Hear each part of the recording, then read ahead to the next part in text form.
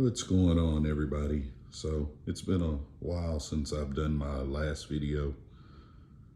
That last video that I did, it was on my portable case club setup for my PS5.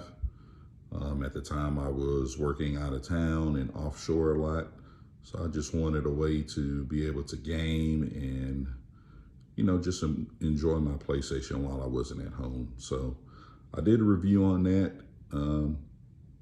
Got quite a few views on it. So if you guys want to check that out, feel free to go ahead and check that video out. But I wanted to do a quick video of my home setup, just to kind of go over, what it is that I have at home as far as the game room / media room.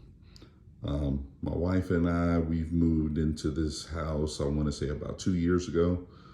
So this room is still pretty blank. Have a couple more things that I want to do with it. I want to put some artwork on the wall, of course. You can see back here in the corner, I have the glass display cases. Just a couple of things in there that I have. A little mini car. My son and I, we go and we take them out, run them around and play, have a good time with those. Just a little bit of my little Porsche edition cars here, really into Porsche and just all manner of cars for sure. So want to end up filling this cabinet up with a few more of the cars, and just continue to add to the decor of this room. So you can see in the background there as well, I have the Lutron light there. For whatever reason, I don't know why the builder decided to put that light there instead of putting it on one of these walls here, where it's easier to just, turn the light on and off, especially since most people put stuff in the corners to anchor their room. But anyway, once we moved in and I noticed that, I knew I would want to put something in the corner. I went and got the Lutron light, installed it, and now I just use the Pico remote to turn the light on and off. So it's been a pretty good little addition for me. So like I said, the display cases are there. Right now, I'm really not into gaming chairs, so I have this here. I love this setup. On each end, you can see has the controls there. They recline. You can adjust the back portion and the head portion as well. Has a charging port there, so I usually have my phone or my iPad or something like that there charging. A lot of times my son is in here with me, so plug up his Switch. He can charge his Switch as he's playing it in here as well. Plug up his iPad. When my wife comes in here and watch movies with me, same thing. She plugs up her phone, and it's one on each end. So it's one on this one and one on the other end as well. So I love this thing. I normally sit in the middle, which when I set this up, the middle seat is directly in line and centered with the TV. So it's where I'm normally sitting at when I'm, playing my video games, PlayStation 5 or Xbox or whatever. Whenever I'm watching movies, I usually kind of move to the end. That way I can recline in the seat. So TV is a LG 65-inch G1. That's the gallery edition. So that's the super thin one. As you can see here, it's pretty thin. Also, on this one, it has the, I think all the LGs do, but on this one in particular, it'll go into like a gallery mode whenever you don't have any of the inputs connected, and it goes into standby. It'll put up the Picassos and the Van Goghs, almost, imitating a picture on the wall. Again here, so first here, my Xbox, my Series X, have both of the controllers here with the PowerA. Charging dual setup there. Probably going to end up switching that over to I think it's the PDP, the slim one. I've been in some talks with, what's the name? Geek Designs, and been talking to them about building their Xbox base and also one for the PlayStation, but where they can do a custom setup where I can have the Xbox standing up on one end, but also on the other end have the charging and the controllers put in there. So they're going to get back to me on that and let me know about that. Same thing for the PS5. So here I have, dual charging as well for both of the controllers. Have the Xbox down on the side. But when I get the stand, I'll stand that up, move it over to the side, and have the charging set up right there, all on one stand. So right now I'm running really just a basic surround setup.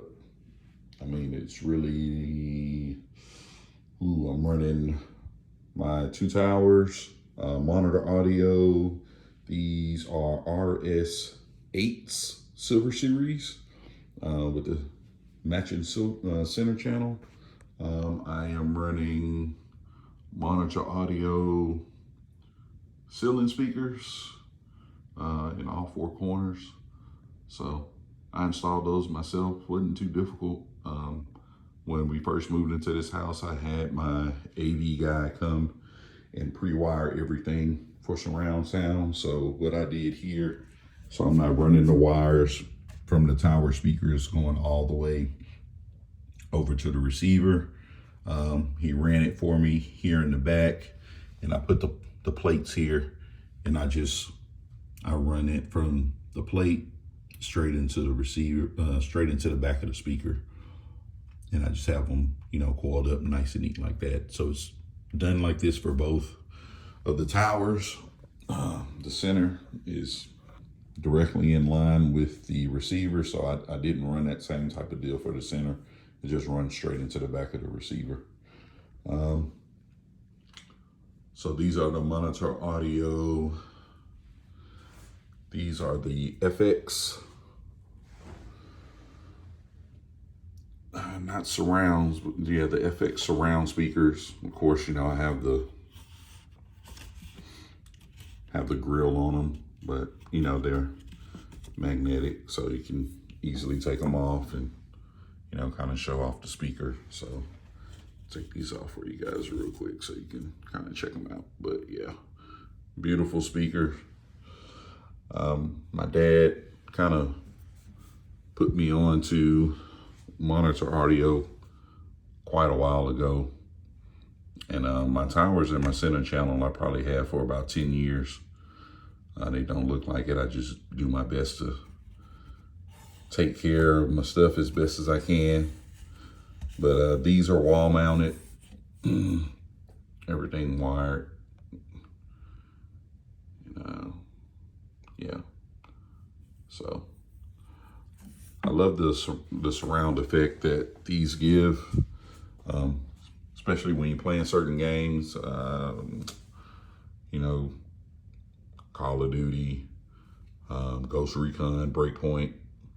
And really, once I got the ceiling speakers put in, I mean, it made a bigger difference than I thought that it would playing video games. But I knew it would make a great difference in, movie watching and things like that. But playing the video game, it really made a bigger difference. So again, got these from the guys over at Geek Designs. So the PlayStation letters, they do everything all out of wood. Whatever wood you pick, they have walnut, and which is probably my favorite.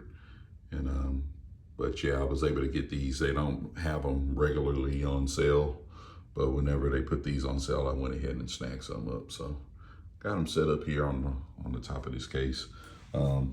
Grills right here for my towers and for my center. I like to display that But right here, I just put in here all my old stuff. Some old PS3 with the remotes, PS4, Xbox One, and then at the bottom, you know, just little random stuff for my consoles.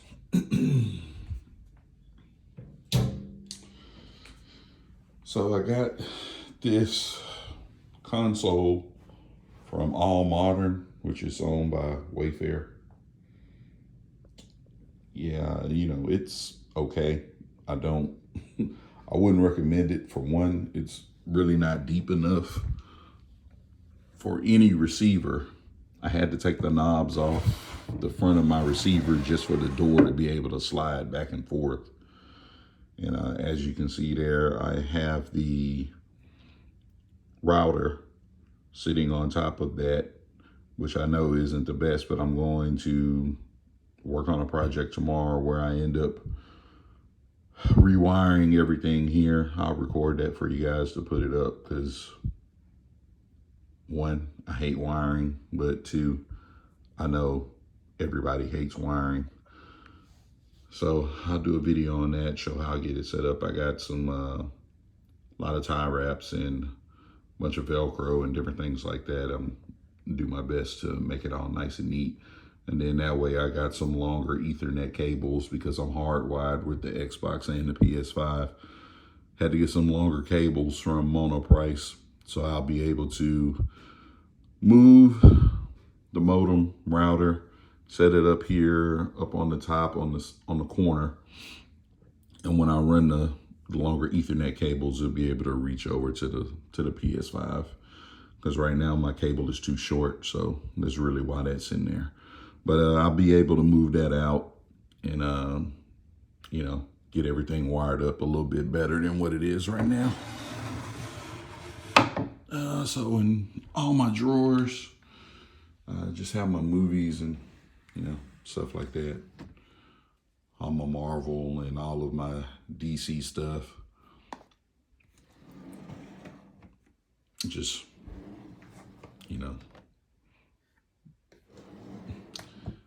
I had open shelving console before, and just all of my movies I had to put into my display cases, which is something that I didn't want. I wanted to use my display cases to kind of, you know, showcase the things that I really like, which were, you know, putting out my old gaming systems. So I plan on putting some artwork here, artwork on the other side to anchor the TV. And then I'll end up with some artwork on this wall and some artwork on that wall. And then I'm really having a really hard time trying to figure out, you know, the lighting that I want to use. As you can see, I already have the Philips Hue Bridge in here, but I never hooked it up because I always run into the issue of trying to figure out what lighting to use. So now you have so many new manufacturers when it comes to lighting for gaming and for movies and things like that. Plus, I hate wires showing, so I don't want to hook up, you know, lighting to the back of the TV and end up having cords showing and different stuff like that when I've gone through so much trouble to have everything pre-wired so wires are hidden. So I know Govee makes one where, you know, you can put it on top of the TV, but I don't want anything to interfere with the TV. Expensive TV, OLED. The reason why I bought it is because of the picture quality. I don't want to put anything on the TV that's going to distract from that. But yeah, mainly the majority of my artwork will probably be, you know, some form of Marvel movie. And then I think on the sides, I'm going to do, you know, like some custom artwork from a guy I found on Etsy, you know, with some of like my favorite God of War quotes or Ghost of Tsushima quotes, different things like that. You know, just to tie everything in. Because like I said, you know, do more than just video gaming here. Watch a lot of YouTube. You can see you got Obsessed Garage on now. Watch a lot of movies. Watch a lot of TV shows and different things like that. So just want to try and tie it in. Also, in the near future, you can see I have my spot here on both sides. That'll end up getting moved, but I'm going to get either two 10-inch subwoofers or two 12-inch subwoofers. I'm going to have them custom built. I plan on getting, what's that, Stereo Integrity, the SQL series. I plan on getting a guy to custom build the cabinets for me. That way he can build them to my dimensions. That way they'll be able to fit into the spot. And then that way, once I do that, eventually I'll do some external amplification. That Marantz receiver that I showed you guys, I believe that's an SR6005. Again, I got that when I got the Monitor audio speaker, so I think that thing is probably 10 or 11 years old. It's time to upgrade. Plan on upgrading to probably the Marantz Cinema 50. And then I will move the Marantz SR6005 into the main living room. And then I'll start working on surround system in the main living room, which is where the builder pre-wired everything for, I believe, 5.1. And the SR6005 is also a 2-zone receiver, so they pre-wired for outdoor speakers. So I'll be able to set up outdoor speakers on the patio and work that through the SR6005, the Marantz receiver with the 2nd zone. So that's my plan for that. Probably going to do like a Monolith 9-channel external amp from Monoprice. Either that or maybe an Outlaw, a couple of Outlaw amps to power everything. Really probably just going to do external amplification if I go the Outlaw route for the 2 towers and the center channel, and let everything else run off of the receiver. But if I do the Monoprice Monolith, then I'll run all of them off of the external amplification of the Monoprice. So, but that's pretty much my setup.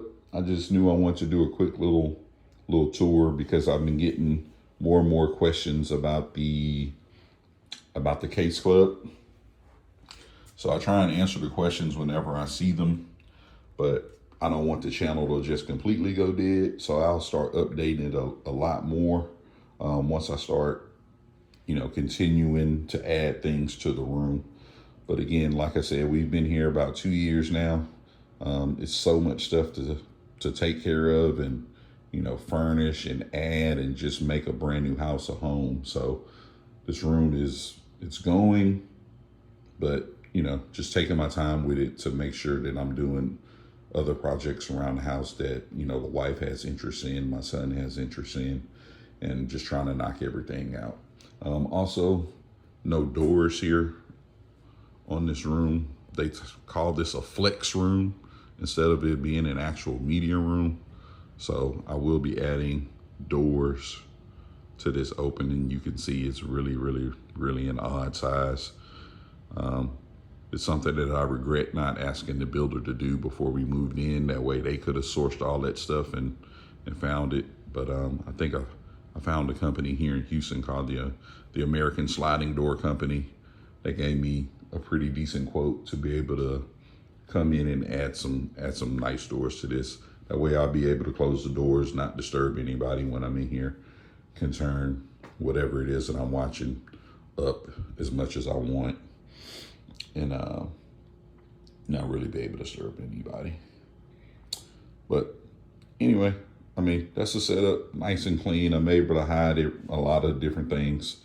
A little bit of a rat's nest behind here, which, like I said, I'm gonna make sure to get cleaned up here within the next couple of days, and I'll do a video on that as well.